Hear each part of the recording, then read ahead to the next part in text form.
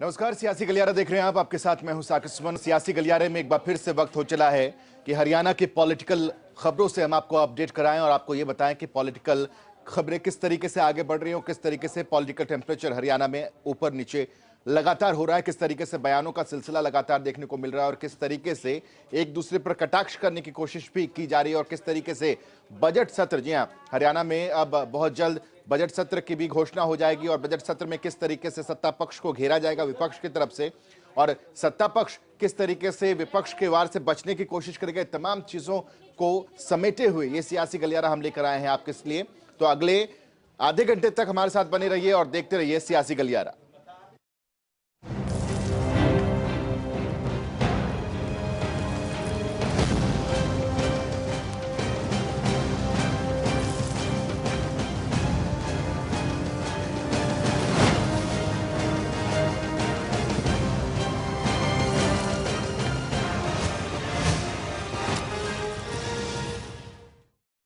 सियासी गलियारे में जो पहली रिपोर्ट हम आज आपके सामने लेकर आ रहे हैं वो है कांग्रेस के प्रोटेस्ट से। कांग्रेस एक बार फिर से सड़कों पर उतरी और राजभवन की तरफ बढ़ती चली गई।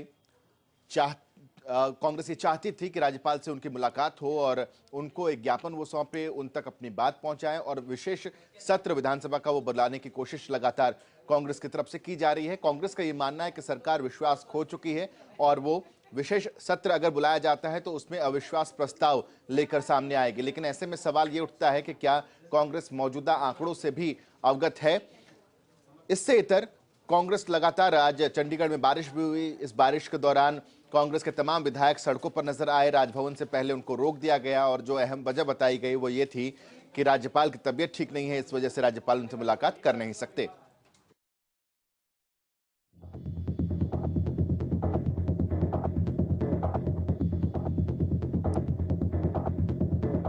हरियाणा कांग्रेस के विधायक एक बार फिर सड़कों पर आए। हाथों में कृषि कानूनों को वापस लेने वाले पोस्टर लेकर हरियाणा कांग्रेस के विधायक राजभवन का कूच करने निकले। नारेबाजी हुई, प्रदर्शन हुआ और प्रदर्शन के बाद नेता प्रतिपक्ष भूपेंद्र सिंह हुड्डा मीडिया से मुखातिब हुए और उन्होंने कहा कि राज्यपाल से मिलने के लिए हमने 4 बार समय मांगा, लेकिन हमें समय नहीं मिला।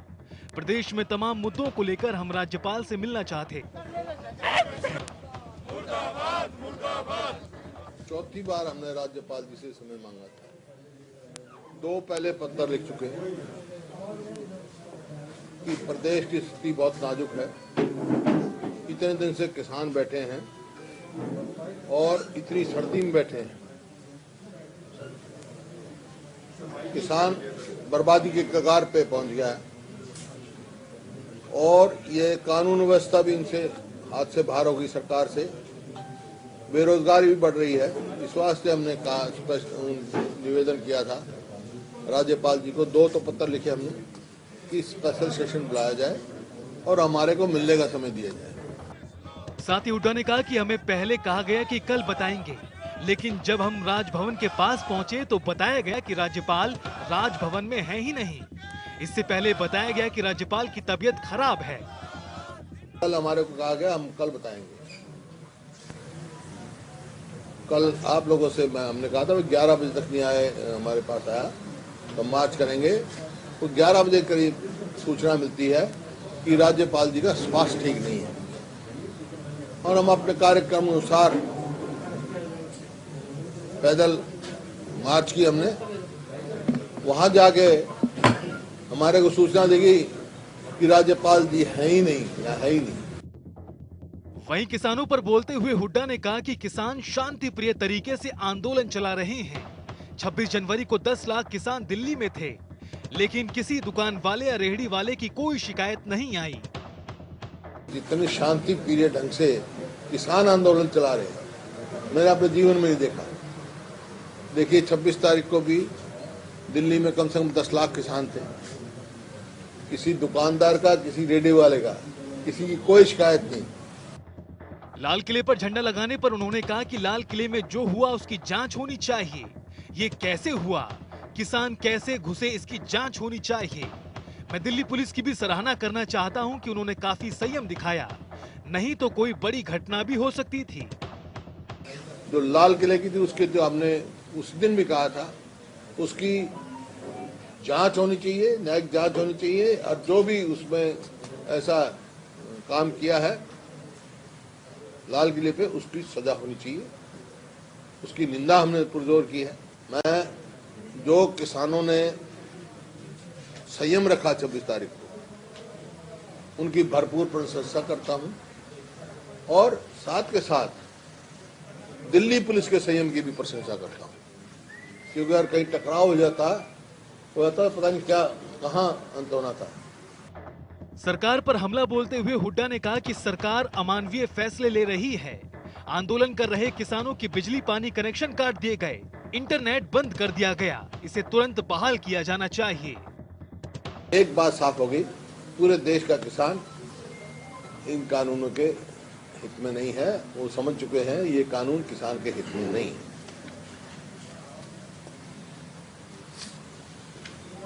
सिवा से हम अविश्वास प्रस्ताव सरकार में लाना चाहते थे, ताकि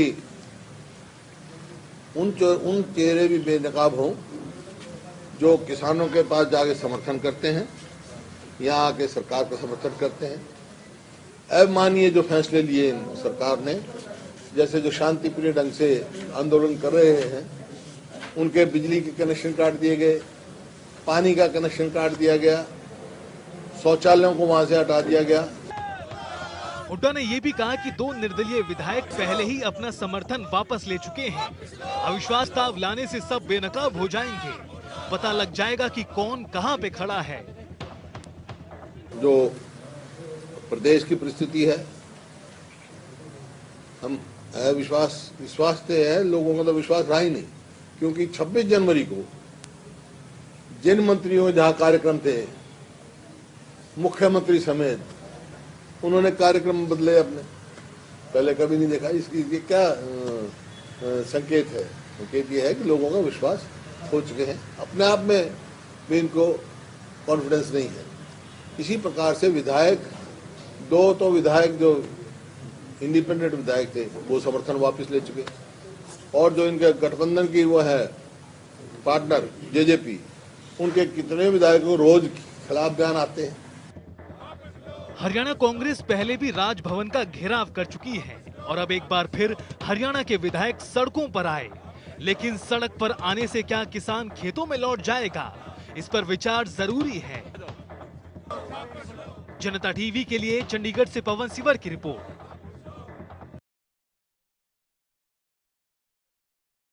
बात प्रदेश के गृह मंत्री अनिल विज की करें तो गृह मंत्री ने यह स्पष्ट किया है, अपील भी की है किसानों से कि वो 6 तारीख को होने वाले देशव्यापी चक्का जाम को ना करें, इसे वापस ले लें। किसानों से अपील करते हुए वो नजर आए। साथ ही साथ वो ये भी कहते हुए नजर आए कि जो 3 कृषि कानून है वो किसानों के हित में है, उनके भले के लिए है, इसे ठीक तरीके से समझा जाए, इसकी मुखालफत यूं ही ना की जाए, इसके अच्छे पहलू को समझने की कोशिश किसानों की तरफ से की जाए। और क्या कुछ अपील करते नजर आए गृह मंत्री अनिल विज, देखिए इस रिपोर्ट में।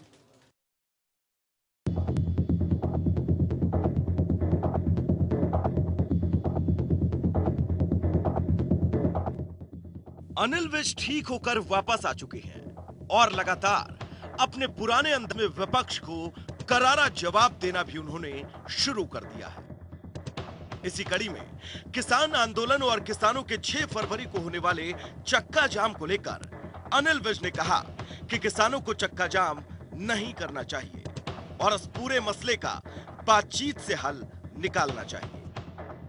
प्रधानमंत्री जी ने भी कहा है कि बातचीत के रास्ते खुले हैं, तो उनको बातचीत के लिए आगे आना चाहिए। धरना देने का, प्रदर्शन करने का प्रजातंत्र में सबको अधिकार है, लेकिन इस बात की चिंता जरूर करनी चाहिए कि हमें अपना वो अधिकार इस्तेमाल करते हुए दूसरों के अधिकार का हनन ना हो, आम जनता को दुख तकलीफ ना हो। ये किसान नेताओं से मेरा अनुरोध है कि वो 6 तारीख का चक्का जाम स्थगित करें।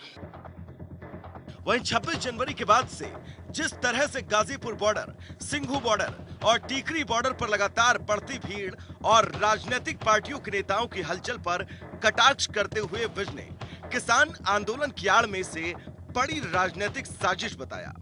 अनिल विज की माने तो किसानों के मंच लगातार अब राजनीतिक होते जा रहे हैं। तो आप देख ही रहे हैं कि ये किसान मंच ना होके राजनीतिक पार्टियों का मंच बन गया। सभी राजनीतिक नेता वहां पर जाकर अपनी रोटियां सेक रहे हैं। वहीं दीप सिद्धू के राजनीतिक दलों के संपर्क करने संबंधी बयान पर अनिल विज की माने तो वो कहते हैं कि जब दीप सिद्धू खुद कह रहा है तो फिर किसी सबूत की जरूरत कहां रहती है। ये सब पार्टियां हाल नहीं होने देना चाहती हैं। वो हर वो कदम उठाना चाहती हैं कि जिससे ये झगड़ा बढ़ा रहे। तो दीप सिद्धू से कनेक्शन है इनका? नहीं, जब दीप सिद्धू कह रहा है मिलने का प्रयास किया तो फिर किसी सबूत की जरूरत नहीं है। किसानों को रोकने के लिए जहां एक तरफ कीलों पर राह बनाई जा रही है तो वहीं दूसरी तरफ सरकार लगातार कह रही है कि हल बातचीत से निकलेगा, न कि चक्का जाम या फिर प्रदर्शन से। गुरुग्राम से जनता टीवी के लिए नीरज वशिष्ठ की रिपोर्ट।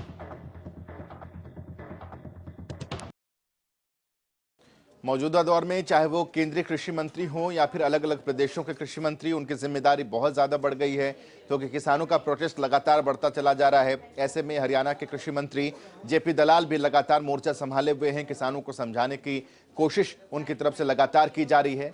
जरा देखिए उनका क्या कहना है इस मसले को लेकर। तीनों कृषि कानूनों को रद्द करवाने की मांग को लेकर के किसान अड़िग है। वहीं सरकार भी बार बार बातचीत का प्रस्ताव भेज रही है, लेकिन प्रॉपर तरीके से बातचीत नहीं हो पा रही क्योंकि काफ़ी दौर की बातचीत हो चुकी है लेकिन अभी तक फैसला नहीं आ पाया।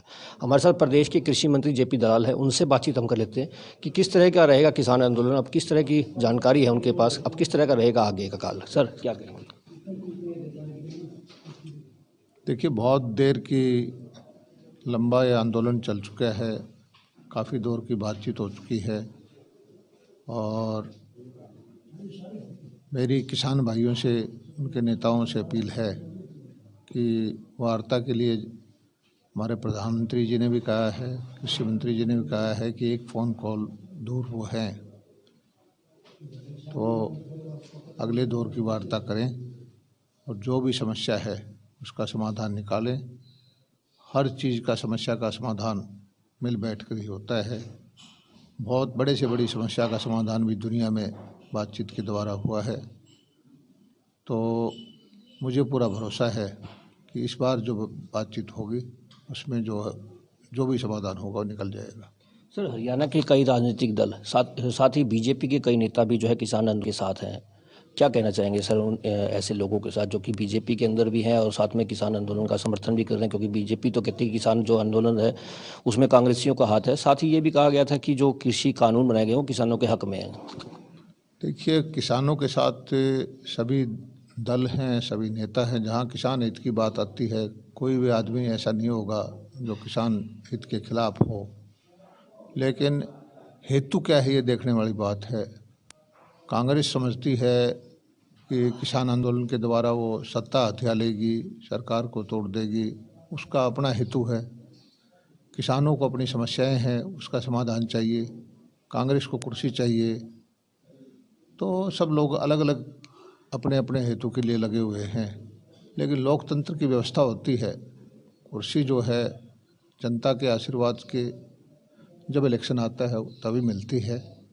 कांग्रेस की ये इच्छा कि प्रेशर बना के आंदोलनकारियों का साथ दे के उनके कंधे पर बंदूक रख के राजनीति वो करना चाहती है, उसमें वो सफल नहीं होगी।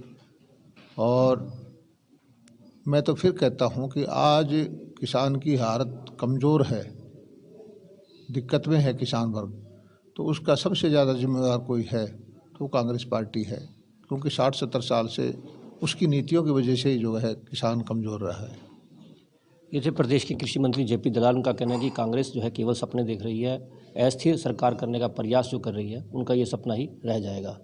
जनता टीवी के लिए भिवानी से दीपक मुटरेजा।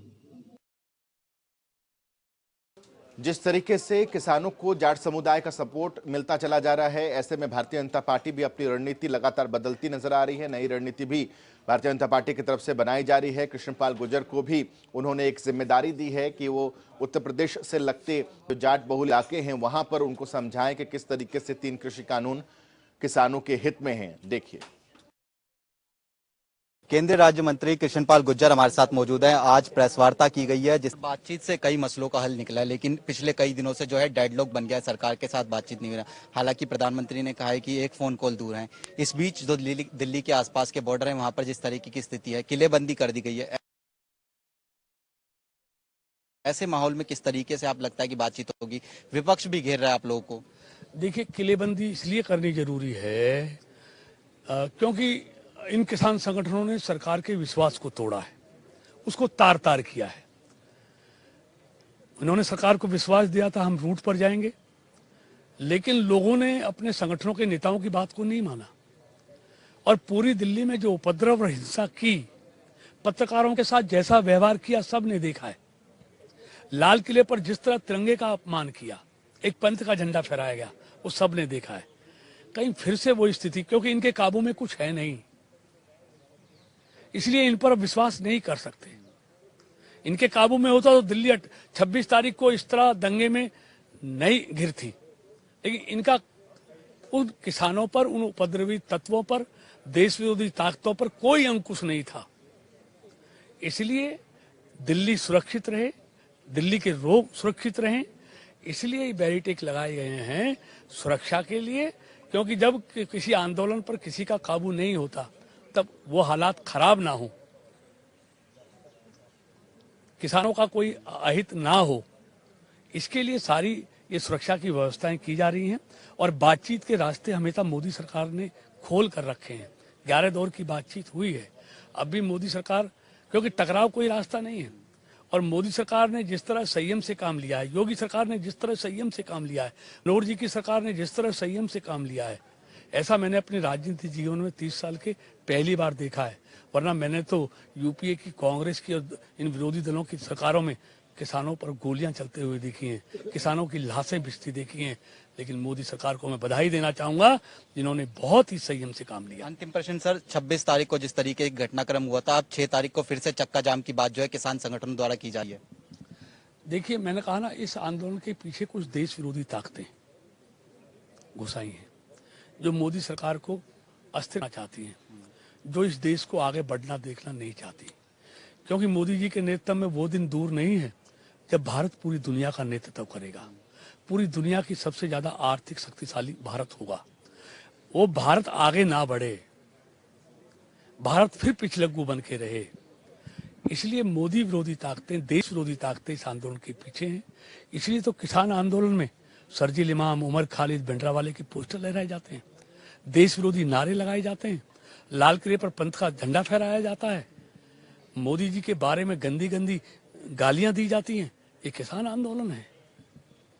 तो इसलिए किसान को तो मोदी सरकार ने हमेशा अन्न पैदा करने वाले अन्नदाता किसान को और सीमा की रक्षा करने वाले जवान को भगवान माना है, और भगवान के लिए मोदी सरकार ने बहुत कुछ किया है और करने वाली है। चलिए सर, बहुत बहुत शुक्रिया। तो ये केंद्रीय राज्य मंत्री कृष्णपाल गुर्जर थे, जो जनता टीवी से खास बातचीत कर रहे थे। कैमरामैन आकाश के साथ स्पर्श शर्मा, जनता टीवी, दिल्ली। किसानों के मसले को लेकर चाहे वो संसद हो या फिर सड़क हो, हर तरफ कांग्रेस का हल्ला बोल है। ऐसे में कांग्रेस की तरफ से राज्यसभा सांसद दीपेंद्र हुड्डा ने राज्यसभा में किसानों का मसला उठाया, सदन के अंदर भी और सदन के बाहर भी, दोनों तरफ दीपेंद्र हुड्डा किसानों के हित की बात करते हुए नजर आए और सत्ता पक्ष को घेरते हुए नजर आए। किसान ये लड़ाई लड़ रहा है। आज किसान इनके साथ साथ अपने स्वाभिमान, अपने आत्मसम्मान की भी लड़ाई लड़ रहा है। मैं सदन के माध्यम से इस सरकार से एक किसान के बेटे होने के नाते हाथ जोड़ के मैं कहना चाहता हूं, स्थिति की गंभीरता समझें। अपनी प्रजा की बात मानने से कोई शासक छोटा नहीं होता, अपनी प्रजा की बात मानने से कोई सरकार, किसी सरकार की हार नहीं होती। किसान की बात समझे, किसान के इन 3 कानूनों को वापस ले सरकार। किसान के ऊपर झूठे मुकदमे जो बने, उन मुकदमों को सरकार वापस ले और बड़ा दिल दिखाए। 3 तारीख को कांग्रेस के विधायक दल की बैठक हुई थी, तो अब 10 फरवरी के दिन भारतीय जनता पार्टी की जो मौजूदा सरकार इस वक्त है, उनकी कैबिनेट की बैठक होने वाली है और कैबिनेट की बैठक में 2 महत्वपूर्ण चीजें निकलकर सामने आ सकती हैं। पहला ये कि बजट सत्र की तारीखों का भी इस पर ऐलान भी हो सकता है, चर्चा भी हो सकती है, विचार विमर्श भी किया जा सकता है। दूसरी जो अहमियत रखने वाली बात है वो ये कि बहुत सारे ऐसे इस वक्त मुद्दे आ चुके हैं जो सरकार की पेशानी पर बल ला सकते हैं, सरकार को परेशान कर सकते हैं। तो उन तमाम मसलों को लेकर किस तरीके से विपक्ष का सामना किया जाएगा बजट सत्र के दौरान, इसको लेकर भी मंथन किया जा सकता है। हरियाणा बीजेपी ने कसी सत्र के लिए कमर। हरियाणा कैबिनेट की होगी अहम बैठक। बैठक में लगेगी कई मुद्दों पर मोहर।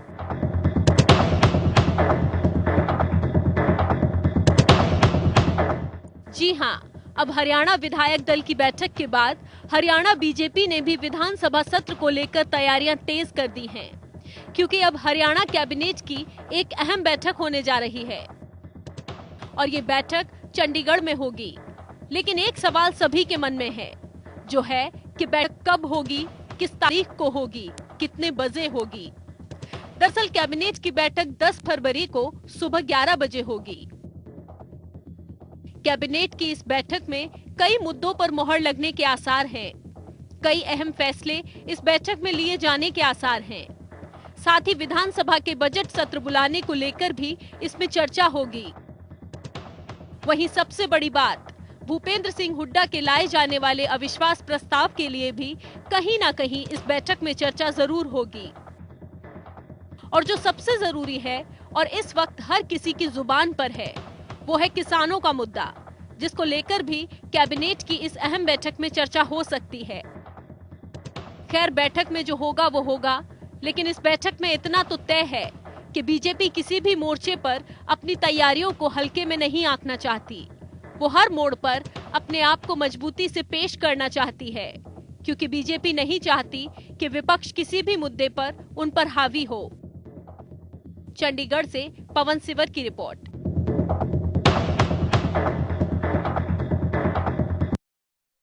तो इसी के साथ सियासी गलियारे में आज के लिए बस इतना ही। एक छोटे से ब्रेक ले रुक रहे हैं। ब्रेक के बाद खबरों का सिलसिला लगातार जारी रहेगा।